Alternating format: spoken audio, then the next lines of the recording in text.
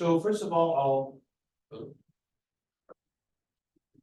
start by talking about what asymptotic and catalytic majorization is exactly. Then I'll discuss our results, and then I'll give a brief overview of the techniques that we use. Okay, so first of all, a quick reminder: majorization. We have two finite probability distributions with n outcomes. We say that called P and Q. We say that P majorizes Q precisely when there's a bistochastic matrix that takes P to Q. So intuitively, when P majorizes Q, you could say that Q contains, so P contains at least as much information as Q, because if you have P, you can get any information that you could if you just have Q. Then we have the Hardy-Little-Poya theorem that gives conditions for when P majorizes Q in terms of inequalities of its partial sums. That's just a quick reminder. So the setting that we consider is that we have majorization of multiple states. So now it doesn't matter if these states are quantum or classical at this stage. So we assume that we have some fixed integer d, and we consider d tuples of quantum or classical states. We have two d tuples, so states rho 1 to rho d and sigma 1 to sigma d. And then we say that the former is majorized by the former majorizes the latter if we have a single channel such that every rho k is taken to the corresponding sigma k. So notice that we require that the channel is the same for all states. So we have a single channel that does this for all these states. So a nice thing about this setup is that we can require that certain states are preserved under the map. So for instance, we can require that the uniform state is preserved, which means that it becomes a unital quantum channel or a bistochastic matrix in the classical case. We can always also require that the thermal state is preserved, and then we have applications in quantum thermodynamics. So I'll get back to that later.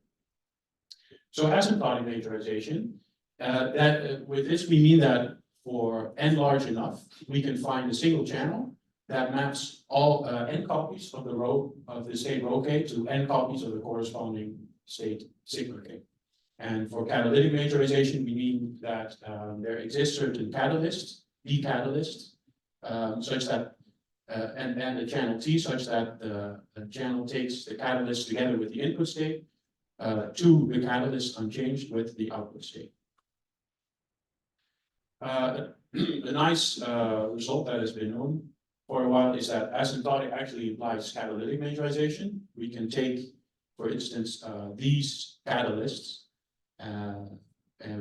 so each catalyst is just some combination of the input and output states. Okay, so I present here a theorem that has already been known. It's from this paper by Mu and others.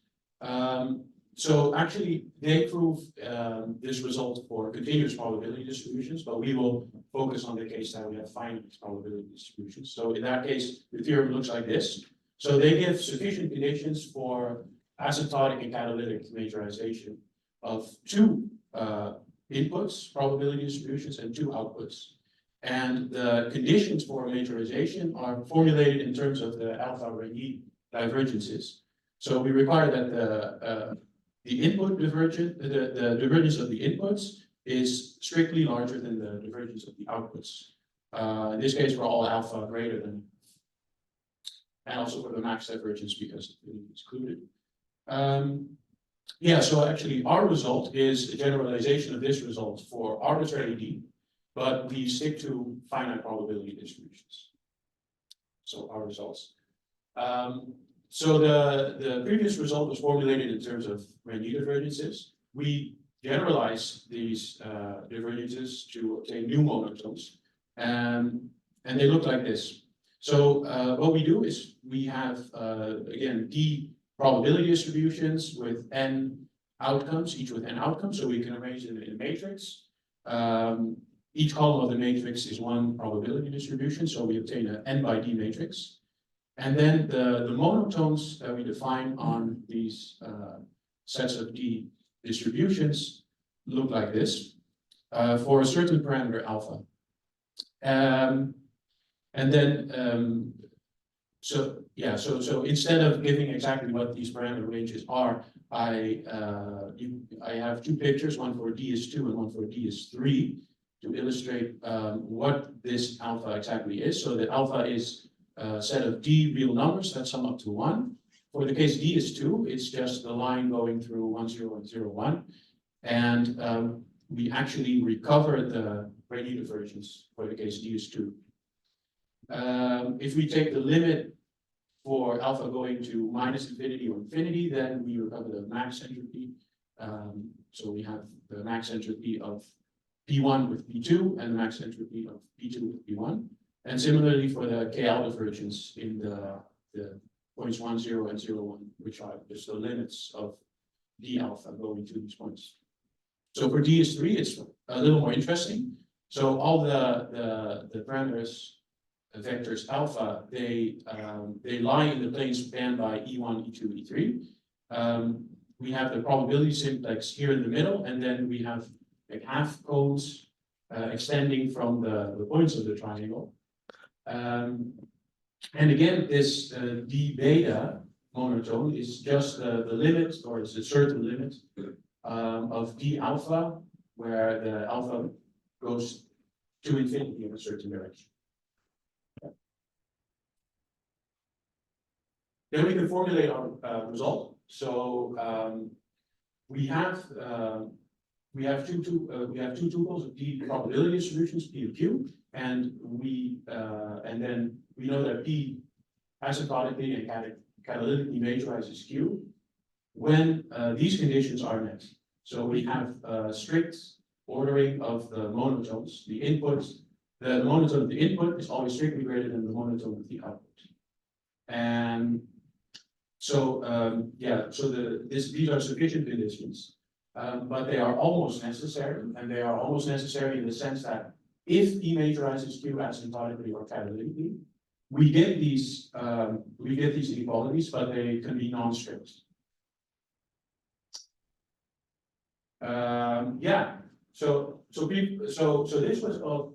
This theorem was only for distributions that have coincident supports. So these matrices P and Q have no zeros in them. If we allow for probability distributions that have non-equal support, that have so P and Q will have some zeros, then the relevant monotones will change a bit. We obtain basically the same monotones, but for different parameter ranges. So actually, the parameters we have to consider go down. We lose these cones, for instance, in DS3, and for DS2, we only have to consider the Rayleigh divergences between 0 for alpha between 0 and 1. There is one caveat, and that is that on the borders of our new parameter regions, we obtain a new monotone, which is basically the same as the d alpha, but now we don't sum over all the rows, but we sum only over a subset of the rows. So to give an idea, for DS2, we obtain the D0 divergence between P1 and P2, and the D0 divergence between P2 and P1 on the borders of this line. We can also formulate an approximate version of the theorem. It's approximate in the sense that the output Q can be arbitrarily approximated. So in this case, we get the conditions in the ordering for the monotones are no longer strict. So we have that the input monotone is, so the monotone of the input is greater than or equal to the monotone of the output. And we also have the reverse condition. So if we have catalytic or asymptotic majorization in the approximate case, then we obtain these inequalities. So this is sufficient and necessary conditions. So one important thing here is that we can choose one of the Q's to be exactly exact. So it does not need to be approximated. And that is nice when we want to apply this, for instance, to quantum thermodynamics, where we want the Gibbs state to be preserved, exactly preserved. Yeah, so these results are all classical. We do have some partial quantum results. So for this problem, we consider two quantum states, ρ1 and ρ2, and two classical probability distributions, Q1 and Q2. And then we ask, can we find one measurement that gives us outcome statistics Q1 and Q2 in the asymptotic limit? And the answer is yes, when we have these inequalities in the alpha divergences, or in this case, alpha, all alpha greater or equal to half. We can also apply our framework to the second laws of quantum thermodynamics. So say we have a system with Hamiltonian H, we have a state rho and rho prime, and we ask if we can map, if we can transform the state rho to rho prime using a catalyst while conserving the energy. And so in a paper by Brunel and others, who are in the audience here, they showed that if you define this family of three energies, which depends on alpha, where alpha is refers to the Rayleigh divergence, the classical one, between the vectors of eigenvalues of the state rho and the thermal state rho d. And then what was claimed in the paper is that if rho and rho1 are block diagonal in the energy eigenbasis, then there exists a thermal operation, so an energy preserving operation that maps rho to rho prime using a catalyst sigma, if and only if these three energies are ordered. So the input free energy is always greater than the output. So our framework and the results we have can actually be used to show this quite directly in an easier way. And we also believe that we can avoid some technical difficulties that we think are in the proof of this result. Okay, so now I want to give you an idea of the proof techniques that we use. So they're called the Vergleichsstellensätze, which is kind of a scary sounding name. So it's actually just a collection of theorems that give conditions for asymptotic or catalytic majorization. It was developed by Tobias Frits, who, yeah. So he has the same last name as me, which is kind of the same last name as my first name, so it's kind of. So in order to understand his theorem, I have to introduce some mathematical objects. The most important one is the pre-ordered semi-ring. It's set S with an addition and multiplication, and a pre-order such that certain conditions are met, which basically says that the addition, multiplication, and pre-order are all compatible with each other. So it's a semi-ring, which means that there doesn't have to be an inverse for the addition. So it's there is not necessarily subtraction, and also it's a pre-order because not all two elements are orders, right? So two important examples are the R plus the temperate real numbers and the tropical reals, TR plus. So they both have the same underlying set. They are non-negative real numbers. R plus is just a regular real numbers with the normal addition, multiplication, and ordering. And for the tropical reals, TR plus, we only have the different addition. So instead, so we have the x plus y is the maximum of x plus y.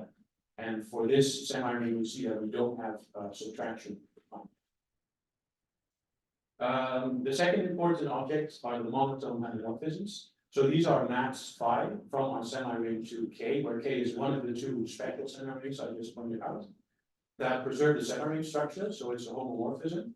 And it's also monotone in the sense that it's either non-decreasing or non-increasing. We also have degenerate homomorphisms, which means that if two elements x and y are comparable, then phi of x equals phi. And these homomorphisms are not that interesting, and therefore we have to take some kind of derivative of these, and they're given by the monotone derivations. So if we have a degenerate phi, then we can define a monotone derivation of phi. which is a function delta from the semi-ring to R that satisfies some Leibniz rule. And it's also monotone in the sense that if x is smaller than y, delta x is smaller than delta y. So with this, I can give an informal version of the Verhagen satz. So this is not entirely true, this theorem. For the complete version, you can see what's this paper, theorem 8. But basically, this is what it looks like. So the conditions for asymptotic or catalytic majorization are as follows. For all the non-degenerate monotone homomorphisms, we have, so we select two elements, x and y, from our semi-ring. And then if we want x to asymptotically or catalytically majorize y, we need that for all non-degenerate monotone homomorphisms, either phi x is strictly greater than phi y, if phi is non-increasing, or it's strictly smaller if phi is non-increasing. And also for the degenerate phi's, the corresponding derivations must also be ordered, so delta x is greater than delta. And for the converse case, if we have catalytic or asymptotic majorization, then all these inequalities hold, but not strictly.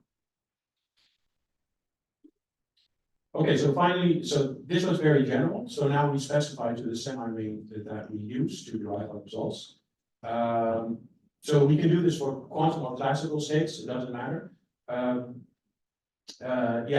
we have these collections of P quantum or classical states that we call P or Q. And we now assume that they are not normalized, so they can have any norm. The addition of P plus Q is defined as the pairwise direct sum of the states. Multiplication is defined similarly, there's pairwise tensor products. And we say that P majorizes Q if and only if there's certain channels that maps every state rho k to its corresponding state sigma k. So now the remaining task is to find all the monotones and derivations. And we have done this for the classical case. So to give a brief idea how we do this, we can use additivity to reduce the decay case that all the states are real numbers. Then we can use the other properties like monotonicity and multiplicativity to show that the monotones are actually continuous or at least bounded. And then we show that they satisfy certain functional equations that can be solved by Cauchy's functional equation theorem. And then after we found those monotones, those Lysen sets, they give sufficient and almost necessary conditions for majorization. And then again, these are the monotones that we found. Yeah, so one obvious open question is what about the quantum-to-quantum case, right? Because we can define the semi-ring quantum states, but this case is very difficult because finding all the monotones seems to be very hard. So in the quantum case, we cannot reduce to the scalar case, and this is not even possible for these two. It's actually related to the problem of generalizing divergences to the quantum case, which is still an open problem. So there you want to define quantum divergence, assuming some axioms. And basically what we are doing is the same thing. We have similar axioms and we want to find all monotones satisfying these. But something we can do is restrict to the cases quantum to classical or classical to quantum. And the reason for that is because in those cases, we know what the classical monotones are going to be. They are given by these d alpha for a certain set of parameters alpha, and then what we can do is hope to find either a minimum or maximum quantum monotone that reduces to the reduces in the classical case to the monotone with this specific set of alpha, this specific parameter alpha. For instance, in the DS2 case, we have that the sandwich Verhagen entropy is the minimal one. And that is actually what we do to prove what I previously showed you, where we have two quantum states and we want to find a measurement, giving certain outcome statistics. So we can do that because we know that the sandwich Verhagen, the sandwich divergence is the minimum classical quantum divergence. And if we want, so if we want to extend this to d quantum states, then we have to find a minimum for them. D quantum states. Another area that we want to apply the quantum classical case to is quantum multiple hypothesis testing with rejection option. It seems that our framework can also be also includes this task. So for classical to quantum, you could think of state preparation, but for this is even harder. We have to find the maximum momentum, and this is only known for the case D is true for certain parameter ranges, and we think that maybe matrix means would be a possible candidate for this. So with this, I'd like to think about.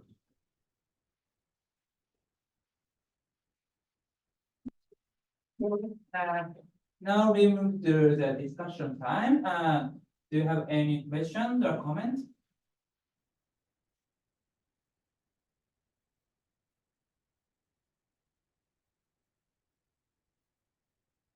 Not a question or comment, just a request. Can you go back to the slide before the future work and just talk us through? Like, just skip really quickly. Yeah. Could you see what those new monitors are? This one. Yeah. Or is this the one of the previous? Sorry, this one. The next one. This one. Okay. There's a delay. So yeah, so the monotones that are important now are these. So we have, so they depend on a certain vector alpha, which are just D real numbers that are in a certain area. You want to use the mic? Sorry. You want to use the mic? Oh, yes, sorry. Yeah. So for these two, this reduces to the Rayleigh divergence. Right? Because then because we require that the alpha sum up to 1. So you would have like the first one to the power alpha and the second one to the power 1 minus alpha. This sum is over the rows I. So we have P probability distribution to P1 to P, and then Pi of P1 I would be the ith probability in probability distribution 1, etc. And this one, the beta is it would reduce to the max divergence in the case these two.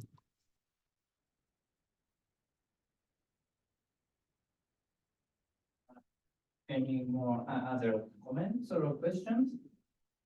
Hello. Okay, so I enjoyed your talk quite a bit. Really liked the whole process of majorization. I was wondering how your work compared with this paper by I'm not sure I'm saying his name right, Gillick Gore, 2017, called Quantum Majorization and a complete set of interval conditions for quantum thermodynamics. I was wondering how you would compare your work to theirs. Yeah, so I'm not super familiar with that paper. I had a look at it, but I think his definition of majorization is very different than what we do. So I think that's about majorization of one quantum state to another. No, I'm not super familiar with that paper. So what we do, we consider more than one quantum states, and then a single map that takes each of these quantum states to a certain output. And I think that's different than what happens in that paper. But not so bad. I think we left it for the case where you have pairs. It is about pairs. Okay, yeah. So maybe in some sense it's a generalization. I'll have to discuss this more later, I think. Yeah, sure. Any short comment or question? No, and then let's start to speak again.